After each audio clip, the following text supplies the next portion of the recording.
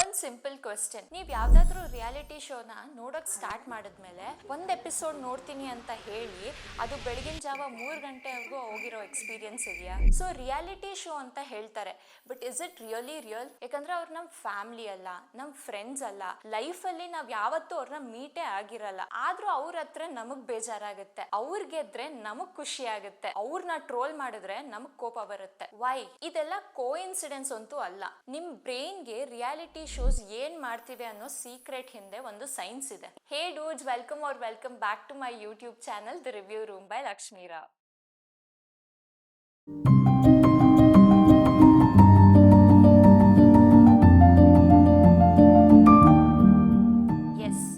Reality shows just entertainment ಮಾತ್ರ ಅಲ್ಲ, ಅವು ನಿಮ್ಮ ಎಮೋಷನ್ಸ್, ಅಟೆನ್ಷನ್, ಕ್ಯೂರಿಯಾಸಿಟಿ, ಜಡ್ಜ್ಮೆಂಟ್ ಎಲ್ಲಾನ ಕಂಟ್ರೋಲ್ ಮಾಡಕ್ಕೆ ಸೈಕಾಲಜಿನ ಯೂಸ್ ಮಾಡ್ತಿವೆ. ರಿಯಾಲಿಟಿ ಶೋಸ್ ಅಡಿಕ್ಟಿವ್ ಯಾಕೆ? ತುಂಬಾ ಜನ ಹೇಳ್ತಾರೆ ಡ್ರಾಮಾ ಇದೆ ಅಂತ, ಬಟ್ ಅದಕ್ಕಿಂತ ಡೇಂಜರಸ್ ಆನ್ಸರ್ ಏನಂದ್ರೆ ಅದು ಬ್ರೈನ್ ಸೈನ್ಸ್. ಡೋಪಮೈನ್ ಬಗ್ಗೆ ತುಂಬಾ ಜನಕ್ಕೆ ಮಿಸ್ಅಂಡರ್ಸ್ಟ್ಯಾಂಡಿಂಗ್ ಇದೆ. ಏನಂದ್ರೆ ಡೋಪಮೈನ್ ಬರೀ ಹ್ಯಾಪಿನೆಸ್ ಹಾರ್ಮೋನ್ಸ್ ನ ಕ್ರಿಯೇಟ್ ಮಾಡುತ್ತೆ ಅಂತ. ಆದ್ರೆ ನ್ಯೂರೋ ಸೈನ್ಸ್ ಪ್ರಕಾರ dopamine is strongly link to motivation, learning and anticipation of rewards.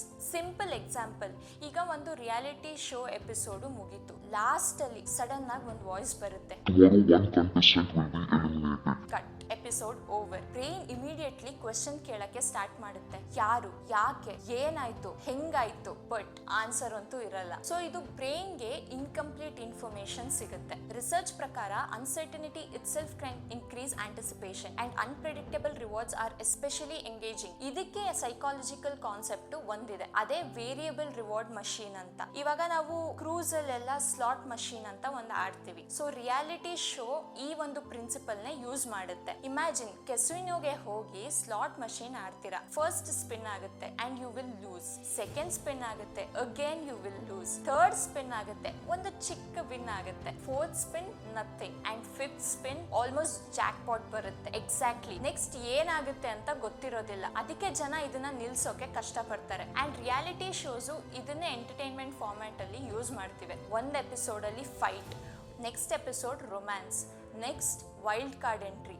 Next captaincy, next secret task, next double elimination. So ಬ್ರೈನ್ಗೆ ಒಂದು ಪ್ಯಾಟರ್ನ್ ಸಿಗಲ್ಲ. ಪ್ಯಾಟರ್ನ್ ಸಿಗದೆ ಇದ್ರೆ ಬ್ರೈನು ಅಲರ್ಟ್ ಸ್ಟೇಟ್ ಅಲ್ಲಿ ಇರುತ್ತೆ, ನೆಕ್ಸ್ಟ್ ಏನಾಗುತ್ತೆ ಅಂತ. ಅದಕ್ಕೆ ಬಿಂಜ್ ವಾಚ್ ಮಾಡ್ತೀವಿ. ರಿಯಾಲಿಟಿ ಶೋ ಡಿಫ್ರೆನ್ಸ್ ಏನಂದ್ರೆ ಸ್ಟೋರಿ ಆಲ್ರೆಡಿ ಕಂಪ್ಲೀಟ್ ಆಗಿರಲ್ಲ, ಲೈವ್ ಅಥವಾ ವೀಕ್ಲಿ ಪ್ರೋಗ್ರೆಸ್ ಇರುತ್ತೆ, ಅದಕ್ಕೆ ಕ್ಯೂರಿಯಾಸಿಟಿ ಇನ್ನೂ ಜಾಸ್ತಿ ಆಗುತ್ತೆ. ಸ್ಟ್ರೀಮಿಂಗ್ ಪ್ಲಾಟ್ಫಾರ್ಮ್ ಕೂಡ ಇದನ್ನ ಎಕ್ಸ್ಪ್ಲಾಯ್ಟ್ ಮಾಡ್ತಿವೆ. Autoplay, countdown, thumbnail, preview, everything is design to reduce the chance that you will stop watching reality shows.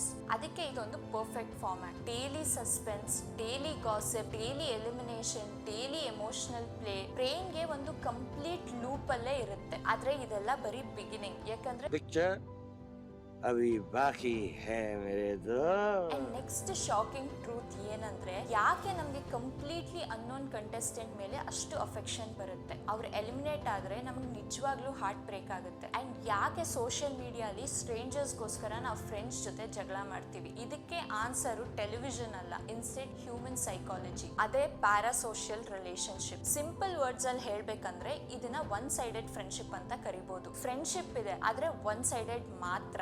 ಅವರು ಹ್ಯಾಪಿ ಆಗಿರೋದನ್ನ ನೋಡ್ತೀರಾ, ಅವರು ಪೇನ್ ಅಲ್ಲಿ ಇರೋದನ್ನ ನೋಡ್ತೀರಾ, ಅವರು ಭಯ ಪಡೋದನ್ನ ನೋಡ್ತೀರಾ, ಅವ್ರ ಫ್ಯಾಮಿಲಿ ಸ್ಟೋರಿನ ಕೇಳ್ತೀರಾ, ಅವ್ರ ವೀಕ್ನೆಸ್ ನಿಮಗೆ ಗೊತ್ತಾಗುತ್ತೆ. ಸ್ಲೋಲಿ ನಿಮ್ ಬ್ರೈನ್ ಏನ್ ಯೋಚನೆ ಮಾಡುತ್ತೆ ಗೊತ್ತಾ? ಐ ನೋ ದಿಸ್ ಪರ್ಸನ್ ಅಂತ. ಆಕ್ಚುಲಿ ಅವರು ನಿಮ್ಗೆ ಪರ್ಸನಲಿ ಗೊತ್ತಿರಲ್ಲ ಅಂಡ್ ನೀವು ನೋಡಿರೋದು ಬರೀ edited version of them. But ನಿಮ್ ಬ್ರೈನ್ಗೆ ಡಿಫ್ರೆನ್ಸ್ ಗೊತ್ತಾಗಲ್ಲ. ಹ್ಯೂಮನ್ ಬ್ರೈನ್ ರಿಪೀಟೆಡ್ ಎಕ್ಸ್ಪೋಜರ್ ನ ಫೆಮಿಲಾರಿಟಿ ಅಂತ ಕನ್ಸಿಡರ್ ಮಾಡುತ್ತೆ. ಅದಕ್ಕೆ ರಿಸರ್ಚ್ ಪ್ರಕಾರ repeated exposure often increases liking. ಸೈಕಾಲಜಿಯಲ್ಲಿ ಇದನ್ನ ಮಿಯರ್ ಎಕ್ಸ್ಪೋಜರ್ ಎಫೆಕ್ಟ್ ಅಂತ ಕೂಡ ಕರೀತಾರೆ. ಒಬ್ರು ಮುಖಾನ ರಿಪೀಟೆಡ್ಲಿ ನೋಡ್ತಾ ಇದ್ರೆ ಬ್ರೈನ್ಗೆ ಆಟೋಮ್ಯಾಟಿಕಲಿ ಕಂಫರ್ಟಬಲ್ ಫೀಲ್ ಆಗುತ್ತೆ. ಅದಕ್ಕೆ celebrities, news anchors, sports players, reality contestants ಇವರೆಲ್ಲ ರಿಪೀಟೆಡ್ ಅಲ್ಲಿ ನಾವು ನೋಡ್ತಾನೆ ಇದ್ರೆ ನಮಗೆ ಗೊತ್ತಿರೋ ಜನ ಅಂತ ಫೀಲ್ ಆಗಕ್ಕೆ ಸ್ಟಾರ್ಟ್ ಆಗುತ್ತೆ. And your brain actually starts choosing sides. ಇದನ್ನ ಟೆಲಿವಿಷನ್ ಇಂಡಸ್ಟ್ರಿಯಲ್ಲಿ ಕನ್ಸ್ಟ್ರಕ್ಟೆಡ್ ರಿಯಾಲಿಟಿ ಅಂತ ಕರೀತಾರೆ. ಅರ್ಥ ಏನಂದ್ರೆ ಈವೆಂಟ್ಸ್ ರಿಯಲ್ ಆಗಿರ್ಬೋದು, ಕಂಟೆಸ್ಟೆಂಟ್ಸ್ ರಿಯಲ್ ಆಗಿರ್ಬೋದು,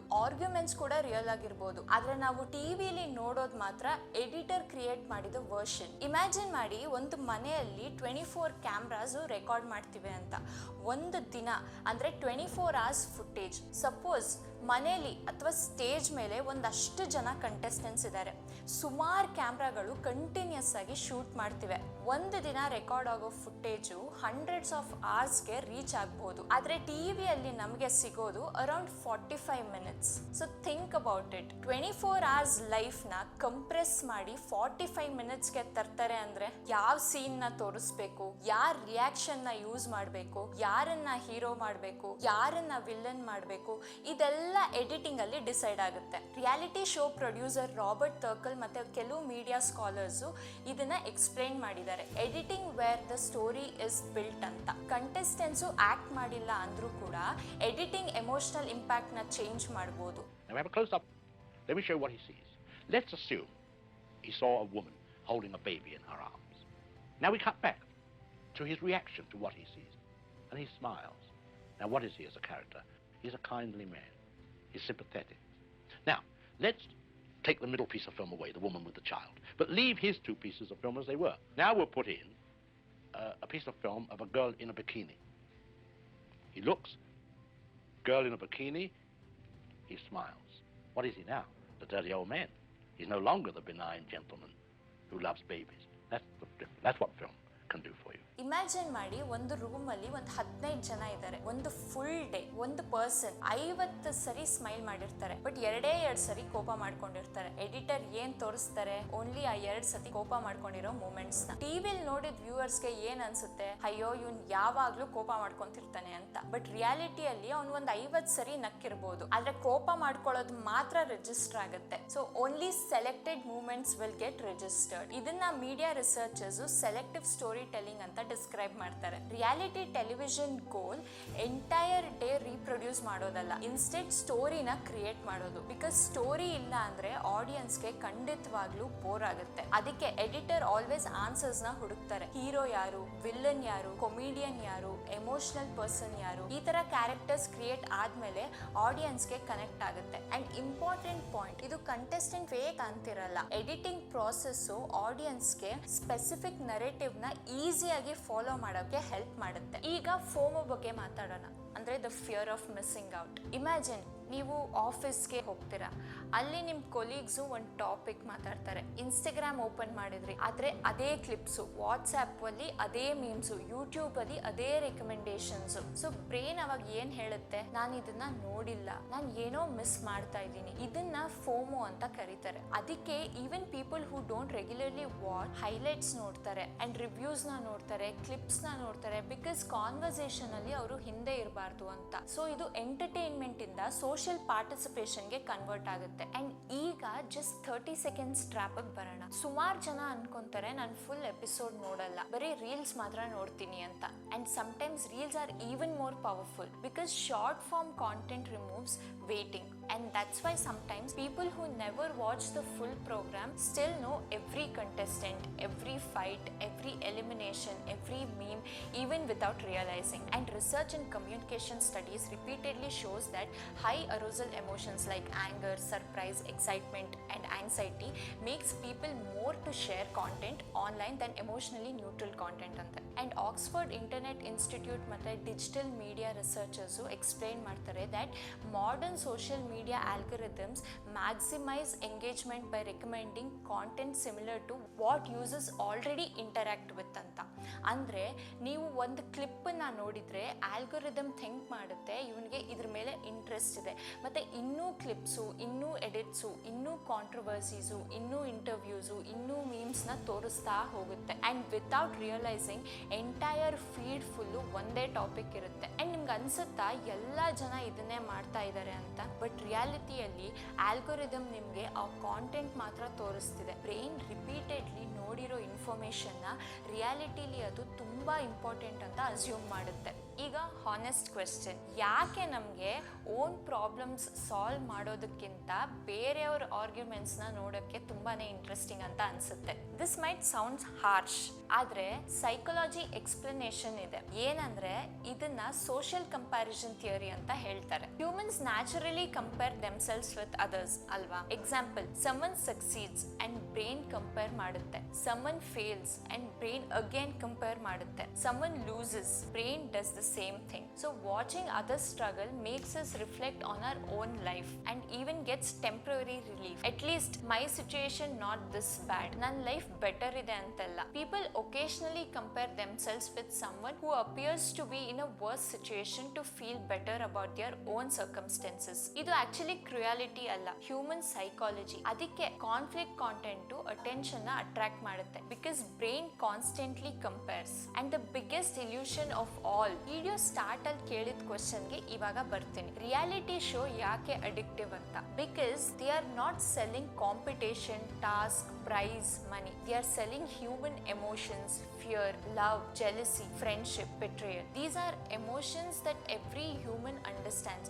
ಅದಕ್ಕೆ ಇಷ್ಟು ವರ್ಷ ಆದ್ರೂ ಕೂಡ people will remember that one emotional speech, one betrayal, one unexpected elimination and one heartfelt reunion. Story details ನ ಮರ್ತಿರ್ಬೋದು, ಬಟ್ ಎಮೋಷನ್ಸ್ ನ ಮಾತ್ರ ಮರ್ತಿರಲ್ಲ. And that's how human memory works. ಈಗ ಒಂದು important clarification, reality shows evil ಅಂತ ಹೇಳಕ್ಕಾಗಲ್ಲ and research ಕೂಡ ಇದನ್ನ support ಮಾಡೋದಿಲ್ಲ. Entertainment alone itself is not the problem. Many competition-based reality shows have also introduced talented artists, created successful careers, inspired people, started important conversations, given unknown people a platform. But problem entertainment alla, over attachment. When entertainment starts controlling your sleep, athwa nim mood, nim relationship, nim daily routine, nimma mental peace, ಆಗ entertainment becomes dependency. So difference ಇದೆ. And funny thing ಏನಂದ್ರೆ, ಇದೇ mistake ನ ನಾವು real life ಅಲ್ಲಿ ಕೂಡ ಮಾಡ್ತೀವಿ. ಒಬ್ಬ ಪರ್ಸನ್ ನ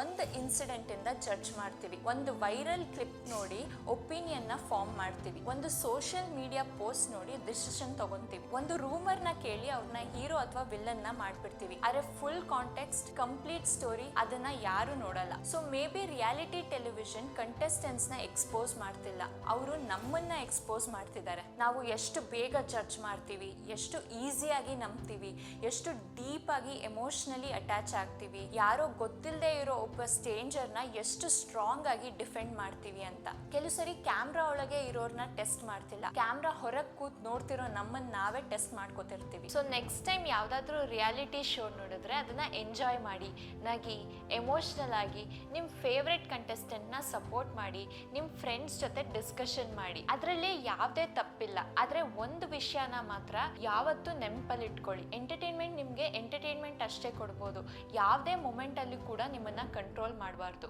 ಒಂದು ಟಿವಿ ಶೋ, ಒಂದು ಸೋಷಿಯಲ್ ಮೀಡಿಯಾ ಕ್ಲಿಪ್, ಒಬ್ಬ ಸೆಲೆಬ್ರಿಟಿ ಅಥವಾ ಒಂದು ಆನ್ಲೈನ್ ಆರ್ಗ್ಯುಮೆಂಟು ನಿಮ್ ಮೂಡ್ ನ ಡಿಸೈಡ್ ಮಾಡಕ್ಕೆ ಸ್ಟಾರ್ಟ್ ಮಾಡಬಾರ್ದು. ಅದು ಯಾವತ್ತು ಸ್ಟಾರ್ಟ್ ಮಾಡುತ್ತೋ ನಿಮ್ ರಿಲೇಶನ್ಶಿಪ್ ಮೇಲೆ ಎಫೆಕ್ಟ್ ಮಾಡಕ್ಕೆ ಸ್ಟಾರ್ಟ್ ಆಗುತ್ತೆ, ನಿಮ್ ಪೀಸ್ ಆಫ್ ಮೈಂಡ್ ನ ಕಂಟ್ರೋಲ್ ಮಾಡಕ್ಕೆ ಸ್ಟಾರ್ಟ್ ಮಾಡುತ್ತೆ. ಅವಾಗ ನೀವು ಶೋನ ನೋಡ್ತಾ ಇಲ್ಲ, ಶೋಯೇ ನಿಮ್ಮನ್ನ ನೋಡಕ್ಕೆ ಸ್ಟಾರ್ಟ್ ಮಾಡ್ತಿದೆ ಅಂತ ಅರ್ಥ. ಅಂಡ್ ಈ ವಿಡಿಯೋ ನಿಮ್ಮ ಪರ್ಸ್ಪೆಕ್ಟಿವ್ ನ ಚೇಂಜ್ ಮಾಡಿದ್ರೆ ಕಮೆಂಟ್ ಅಲ್ಲಿ ಹೇಳಿ. ಮತ್ತೆ ನೆಕ್ಸ್ಟ್ ಟೈಮ್ ಯಾವ್ದಾದ್ರು ಒಂದು ರಿಯಾಲಿಟಿ ಶೋ ಬಗ್ಗೆ ಆರ್ಗ್ಯೂ ಮಾಡಿದ್ರೆ ಒಪಿನಿಯನ್ ಇಂದ ಅಲ್ಲ, ಫ್ಯಾಕ್ಟ್ಸ್ ಇಂದ ಮಾತಾಡಿ. If you enjoyed this deep type, like ಮಾಡಿ, ಶೇರ್ ಮಾಡಿ, ಸಬ್ಸ್ಕ್ರೈಬ್ ಮಾಡಿ, ಯಾಕಂದ್ರೆ ಇಂಥ ಒಂದು ಸೈಕಾಲಜಿಕಲ್ ಫ್ಯಾಕ್ಟ್ ಕಾಂಟೆಂಟ್ ಇನ್ನೂ ತುಂಬಾನೇ ಇದೆ. Until next time, stay curious and question everything, and thank you for watching this video.